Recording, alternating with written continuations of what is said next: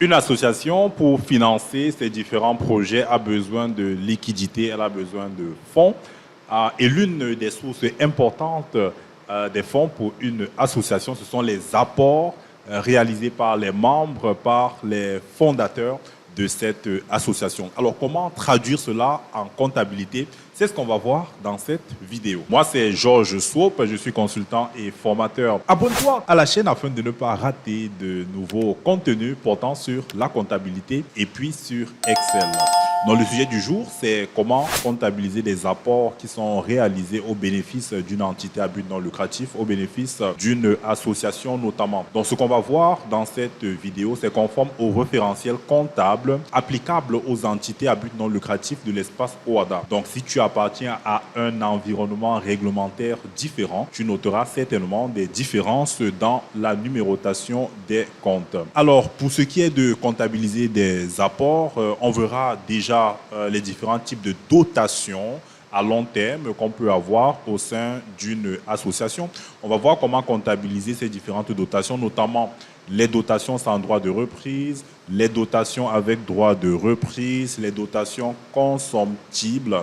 Et puis, on aura un exemple applicatif pour voir comment tout cela marche concrètement. Donc, globalement, on aura deux types d'apports réalisés pour une association.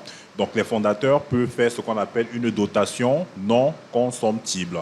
La dotation non consomptible, c'est l'apport de ressources durables destiné ici à financer notamment l'acquisition des immobilisations par l'association.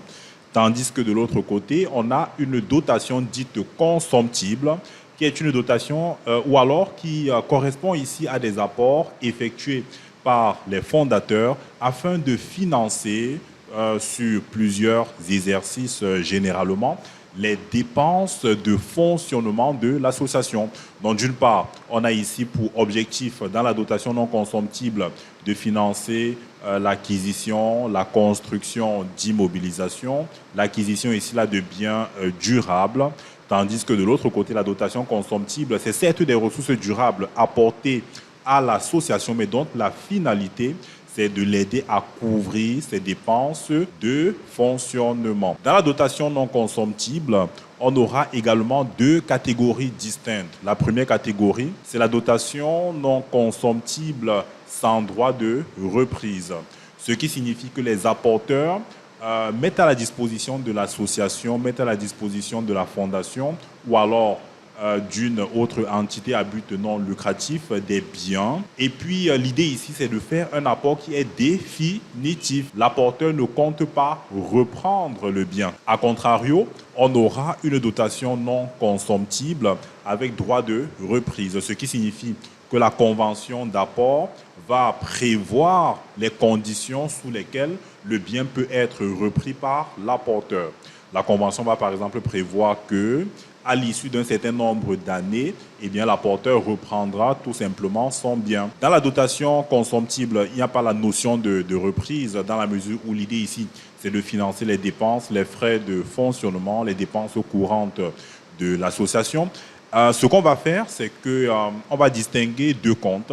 On aura ici le compte 1041 qui correspond ici à la dotation consomptible initiale et puis le compte 1049 qui va servir à comptabiliser au débit l'ensemble des dépenses de fonctionnement qui ont été financées par la dotation consomptible. Dans la suite de notre vidéo, on aura des exemples pour clarifier tout cela. Donc, voyons comment comptabiliser ici les dotations sans droit de reprise. Donc, comme on vient de le dire, la dotation sans droit de reprise signifie ici que le bien qui est mis à la disposition de l'entreprise ou alors les fonds qui sont mis à sa disposition correspondent ici à une mise à disposition définitive.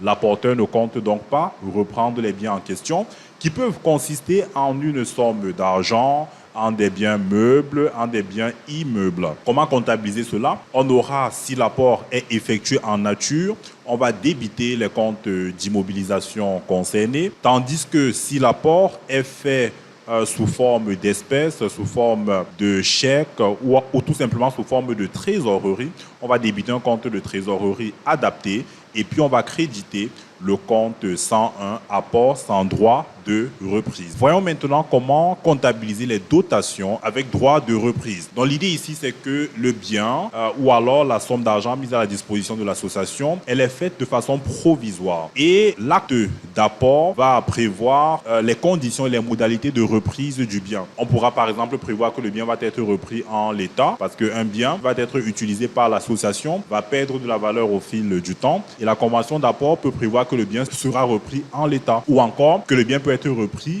avec sa valeur à neuf. Par conséquent, il faudra que l'association trouve un moyen de restituer une bien d'équivalente valeur à celle qui avait été obtenue au départ. Les écritures sont les suivantes. On va débiter un compte d'immobilisation si l'apport est réalisé en nature, et si c'est fait en numéraire, on va débiter un compte de trésorerie avec pour contrepartie le compte 102, apport avec droit de reprise. Voyons maintenant comment comptabiliser les dotations consomptibles.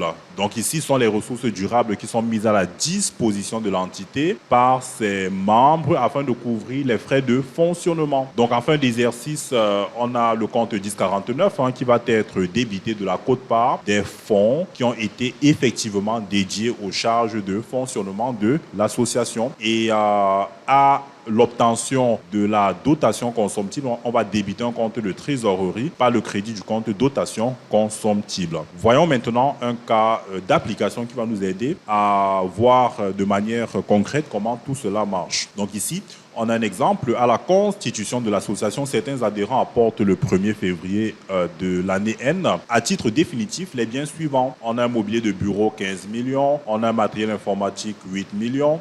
Donc là, c'est des apports qui sont donc effectués sans droit de reprise. Des apports, des dotations non consomptibles sans droit de reprise. La deuxième catégorie d'apports, ici on dit d'autres adhérents, mettent des biens à la disposition provisoire de l'association. Donc, disposition provisoire, ça vous fait penser à quoi? À la dotation non consomptible avec droit de reprise. La convention d'apport fixe les conditions et les modalités de reprise de ces biens. D'après la convention, les biens sont les suivants. On a un véhicule pour une valeur de 30 millions et puis un chèque bancaire émis par la présidente de l'association. Et puis, des espèces d'une valeur de 10 millions ont été apportées par les adhérents pour participer à la couverture des premières charges de fonctionnement de l'association. Les fonds dédiés au financement des charges de fonctionnement ont été utilisés à hauteur de 8 millions au cours de l'exercice. On va premièrement comptabiliser les apports définitifs, ensuite les apports provisoires, et puis enfin la dotation consomptible dont la finalité est le financement des charges de fonctionnement. Vous avez dans la solution l'écriture pour les apports définitifs. On va débiter les comptes d'immobilisation par nature. Vous vous rappelez, on a effectué un apport d'un mobilier de bureau et puis d'un matériel informatique.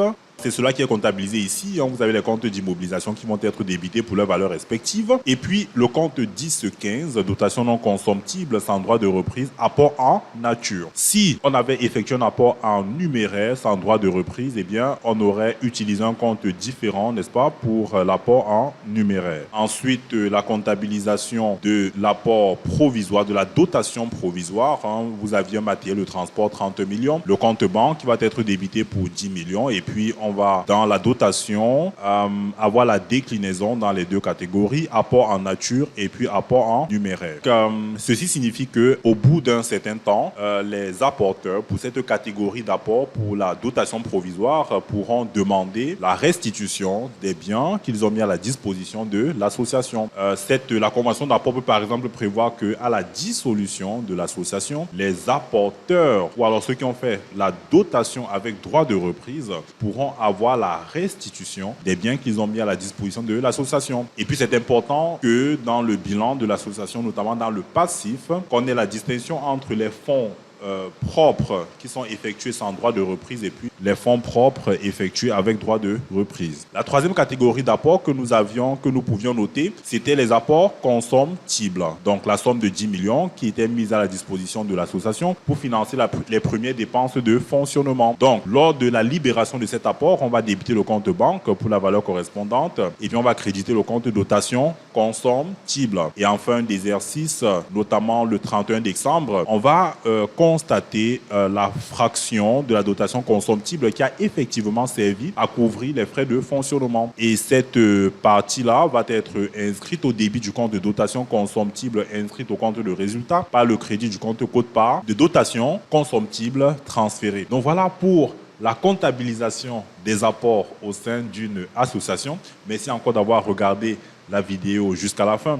Si tu souhaites télécharger ou alors si tu as besoin du plan comptable des associations de l'espace OHADA, il y a un lien dans la description qui te permet de le télécharger pour faciliter ta tenue comptable. Pour le reste, je vous dis tout simplement à très bientôt dans une nouvelle vidéo de la chaîne Vidéo de Compta consacrée soit à la comptabilité, soit à l'utilisation d'Excel.